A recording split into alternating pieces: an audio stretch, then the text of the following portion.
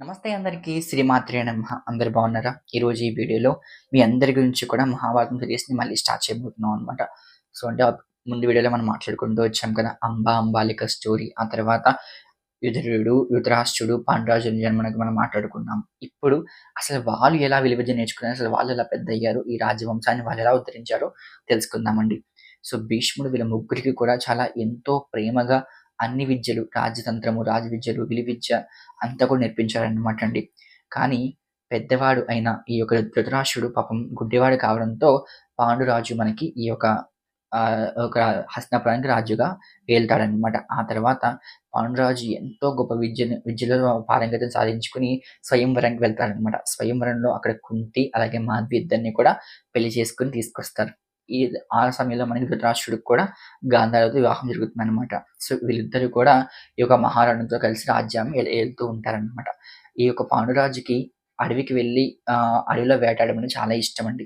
So, ఒకానొక సమయంలో సాయంత్రం సమయంలో అడవికి వెళ్తాడనమాట. అడవికి వెళ్తే అక్కడ 2 జింకలు కలిసి ఉన్న సమయం చూశారనమాట. అప్పుడు చూసి వాటిని మీదకి బాణం వేస్తాడు. వేసేసరికి అక్కడ ఇద్దరు మహామునులు తపస్సు చేసుకుంటూ ఉంటారనమాట. వాళ్ళ కోపానికి ఈ యొక్క పాండురాజుకు శాపం చేస్తూ ఉంటారు. ఆ భార్యాభర్తలు ఒక ముని దంపతులిద్దరు కూడా పాండురాజుకి శాపం చేస్తారనమాట. ఇప్పుడు మేము కలిసిన సమయంలో మా మీద బాణం వేసి మా ప్రాణాలు మీరు చంపాలనుకున్నావు కాబట్టి నువ్వు కనుక నీ భార్యతో కలిస్తే నీకు ఇలాంటి దుస్థితే పడుతుందని చెప్పేసి శాపం చేస్తారనమాట. ఆ శాపానికి పాండురాజు ఎంతో బాధపడి తన ఒక అన్నయ్య ధృతరాష్ట్రుడికి రాజ్యమంతా అప్పగించేసి తను అడవికి వెళ్ళిపోతారనమాట. అప్పుడు కుంతికి ఈ యొక్క వరం గుర్తొస్తుందండి. కుంతికి ఒక వరం ఉంటుందనమాట. కుంతి స్టోరీ తెలియాలంటే కుంతి మనకి తన పూర్వం పేరొచ్చేసి మనకి ప్రియ. ఆమె ఈ యొక్క కుంతి ఒక రాజ్యం యందు దత్తత తీసుకుంటూ కుంతి భోజరాజు దత్తత తీసుకుంటూ ఉంటాడనమాట. దత్తత తీసుకున్న తర్వాత ఆమె పేరు కుంతి అయింది. సో, ఆమె ఒకసారి దుర్వాస మహాముని వాళ్ళ ఇంటికొస్తే దుర్వాస మహాముని తనకు చేసే అతిథి కార్యక్రమాలు నచ్చడంతో దుర్వాస మహామునికి కుంతికి ఒక వరం ఇస్తారనమాట. సో, నువ్వు ఎవరి వల్ల పిల్లలు కలగాలని కోరుకుంటే వాళ్ళ వల్ల నీ పిల్లలు కంటావని చెప్పేసి మంత్రోపదేశం చేస్తారు. ఆ మంత్రం గాని కుంతికి అప్పుడు గుర్తొస్తుందనమాట. అది వెంటనే పాండురాజు చెప్తే పాండురాజు సరే అని చెప్పేసి అంటూ ఉంటాడు. కానీ పెళ్ళికి ముందే ఆ మంత్రం పనిచేస్తుంది లేదా అని చెప్పేసి కుంతి ఏం చేస్తుందంటే ఒకానొక సమయంలో ఈ యొక్క నదీ తీరంలోకి వెళ్ళి అక్కడ సూర్యభగవానుడిని ప్రార్థిస్తుందనమాట. ఆ సూర్యభగవానుడి యొక్క వరం వల్లే మనకి కర్ణుడు జన్మిస్తాడనమాట అండి. కర్ణుడు కవచకుండలాలతో పుడతాడు. ఇక్కడ మనకి ఈ యొక్క దానవీర సూరకర్ణుడు ఈ యొక్క మహాభారతం అంతా కూడా మనకి దాన స్వరూపుడు త్యాగరాజు అయిన కర్ణుడు జన్మిస్తాడనమాట అండి. ఈ కర్ణుడి జననంతో మన మన మన మహాభారతం అంతా కూడా ఒక తిరుగుతుందనమాట. ఇలా మనకి మహాభారతంలో కర్ణుడు పుట్టిన తర్వాత కుంతి అనుకుంటుంది పెళ్లి కాకుండా పిల్లలు కండమని చెప్పేసి ఆ కుంతి అప్పుడే పుట్టిన కర్ణుడిని తీసుకువెళ్ళి నదిలో పాడేస్తుంది. వదిలేస్తూ సూర్యభగవానుడు దండం పెడుతుందనమాట. స్వామి నా బిడ్డని నువ్వే కాపాడు నీకు దండం పెట్టుకుంటుంది. అలా నదిలో కొట్టుకు వెళ్తున్న ఆ ఒక కర్ణుడు ఈ యొక్క రాధా దంపతులిద్దరికి దొరుకుతాడనమాట. అప్పుడు కర్ణుడు రాధేయుడని పిలువబడతాడనమాట అండి.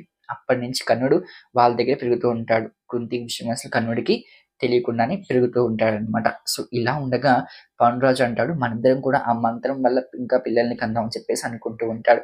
ఆ తర్వాత వెంటనే కుంతి ఏం చేస్తుందంటే యమధర్మరాజుని తపస్సు చేస్తుందనమాట. ఎందుకంటే పాండురాజుకి గొప్ప ధర్మబద్ధుడైన కుమారుడు కావాలని చెప్పేసి కోరుకుంటాడు. అందుకే అప్పుడు కుంతి వెళ్లి యమధర్మరాజుని తపస్సు చేస్తుంది. ఈ యమధర్మరాజు వరంతో మనకి ధర్మరాజు అదే మనకి యుధిష్ఠిరుడు జన్మిస్తాడనమాట అండి. ఆ తర్వాత మనకి ఇంకా మంచి అద్భుతమైన పిల్లలు కావాలని చెప్పేసి కోరుకుంటే వరుణదేవుడి సహాయంతో ఈ కుంతి ఏం చేస్తుందంటే మనకి భీష్ముడిని కంటుందనమాట. ఈ భీష్ముడు ఒక ఎంతోగానో చాలా బలంగా, చాలా పుష్టిగా ఉంటాడనమాట. భీష్ముడిని ఎత్తుకొని కొండ మీద ఉంటుంది కుంతి. ఉంటుంటే ఒకసారి ఒక సమయంలో మనకి జింక అలాగే ఈ యొక్క సింహం గర్జన విని కుంతికి భయమేసి భీష్ముడిని వదిలేస్తుందనమాట. అయినా భీష్ముడు కూడా ఎంత పెద్ద కొండ నుంచి కింద పడినా కూడా భీష్ముడికి ఏం కాకుండా చాలా బలంగా ఉంటాడనమాట. అప్పుడే అర్థమవుతుంది వీళ్ళిద్దరికీ. ఇక కుంతికి అలాగే పాండురాజుకి అర్థమవుతుందనమాట. భీష్ముడి యొక్క బలం అనేది అర్థమవుతుంది. ఆ తర్వాత మనకి ఇంకా అప్పటికే మన గాంధారికి ప్రెగ్నెంట్ అనమాట. గాంధారికి 100 మంది పిల్లలు తన కడుపులో ఆల్రెడీ ఉన్నారు. ఇంకా పాండురాజుకి ఇంకొక మంచి చాలా విలువిద్యలో పారంగతుడు, చాలా బుద్ధిమంతుడైన కుమారుడు కావాలని కోరుకుంటాడనమాట. అప్పుడు పాండురాజు, కుంతి ఇద్దరు కలిసి ఇంద్రుడికి తపస్సు చేస్తారనమాట. ఇంద్రవరంతో మనకి కుంతికి అర్జునుడు జన్మిస్తాడనమాట అండి. అర్జునుడు మనకి ఇంద్రుడు వరం చేత ఈ యొక్క మహాభారతం అంతా కూడా ఒక గొప్ప యుద్ధ వీరుడు యుద్ధ భూమి యందు ప్రకాశిస్తూ ఉంటాడనమాట అండి. సో ఈ విధంగా మనకి అర్జునుడు జన్మిస్తాడు. సో ఇలా మనకి ఆల్రెడీ గాంధారికి 100 మంది పిల్లలు, అలాగే కుంతికి కూడా 3 పిల్లలు జన్మించారు కదా! ఈ లోపుగా మాధవి అనుకుంటుంది నాకింకా ఏం పిల్లలు కలగట్లేదని బాధపడుతుందనమాట. అప్పుడు మాధవి వెళ్లి పాండురాజుని అడుగుతుంది. పాండురాజు స్వామి నాకు కూడా కుంతిలాగే పిల్లలు కనాలని అనుకుంటున్నాను అంటే, అప్పుడు కుంతి ఈ యొక్క మంత్రాన్ని మాధవికి ఇస్తుందనమాట. మాధవి ఆ మంత్రం యూజ్ చేసుకొని అశ్విని దేవతలు ఉంటారు కదా! మెడిసినల్ గాడ్స్ అని చెప్పేసి అంటారు. వాళ్ళని పిలుస్తుందనమాట. వాళ్ళని పిలిచేసరికి వాళ్ళ యొక్క వరంతో మాధవికి నకులుడు, సహదేవుడు జన్మిస్తారనమాట అండి. సో ఈ విధంగా మనకి మహాభారతంలో పంచపాండవులు జన్మిస్తారనమాట. ఆ తర్వాత అటువైపు మనకి ధృతరాష్ట్రుడు, ఈ దుశ్శల వాళ్ళందరూ కూడా మనకి 100 మంది జన్మిస్తారనమాట అండి. సో ఇలా మనకి వీళ్ళ జననం జరిగింది కదా! ఆ తర్వాత మనకి కర్ణుడు ఏమయ్యాడు? అలాగే గాంధారి స్టోరీ ఏంటి? గాంధారికి ఎలా పెళ్లయింది? అలాగే గాంధారికి 100 మంది పిల్లలు ఎలా జన్మించారు? ఆ ఒక స్టోరీ అంతా మనం తెలుసుకుందామండి. సో అండ్ ఇంకొక ఇంట్రెస్టింగ్ ఏంటంటే, ఇలా 100 మంది పిల్లలు పుట్టిన ధృతరాష్ట్రుడి యొక్క అప్పుడే ధృతరాష్ట్రుడు రాజుగా ఉన్నాడు కదా!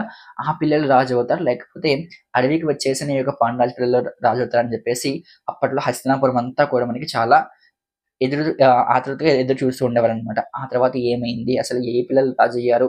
అసలు యుద్ధం ఎలా జరిగింది? ఇవన్నీ కూడా మనం నెక్స్ట్ తెలుసుకుందామండి.